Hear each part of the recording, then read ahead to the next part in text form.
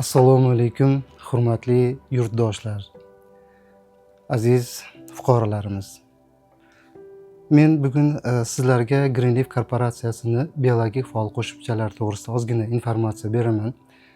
Men 13 yildan beri nutritsiologiya bilan hamda o'zim shifokorman. 30 yildan beri shifokorlik vazifasini bajaraman. Hozirgi kunda xususiy klinika boshqaraman hamda shu Greenleaf korporatsiyasida biologik faol qo'shimchalar, nutritsiologiya to'g'risida tushunchalar berib boraman.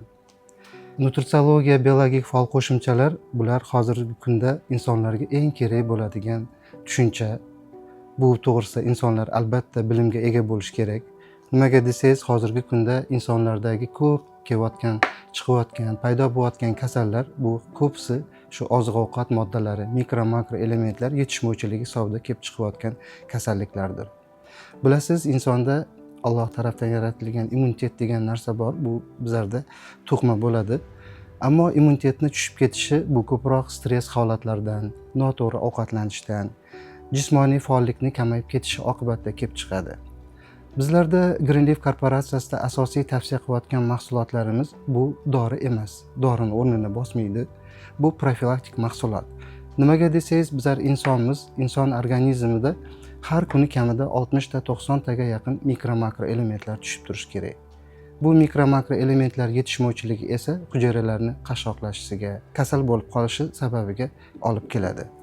Shuning uchun bizlar sizga hozirgi kunda tavsiya qilayotgan mahsulotimiz bu Greenleaf korporatsiyasini Nilrich brendi ostida, Germaniya brendi ostida ishlab chiqariladigan mahsulot. Bu korporatsiya Greenleaf korporatsiyasi orqali Nilrich 2023-yil 18-fevralda O'zbekistondan ro'yxatdan sertifikat orqali o'tgan, tasdiqlangan mahsulotlar.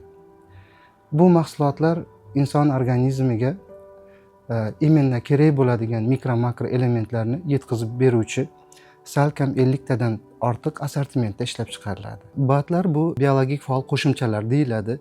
Biologik faol qo'shimchalar bu yeb ichayotgan ovqatimizda tarkibida yo'q elementlarni imенно biologik faol qo'shimchalar orqali to'yintirish degan ma'noni bildiradi.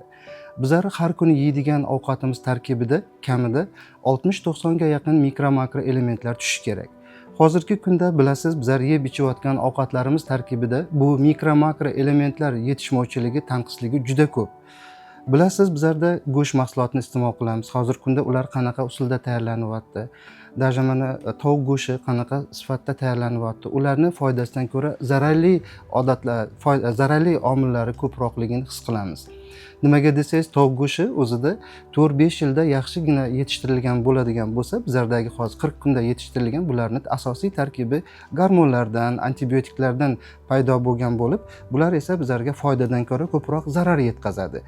Masalan, mana ovushlardagi vitaminlar, sut mahsulotlaridagi vitaminlar oldingi 50 yil oldingi mahsulotlarning sifati yo'q.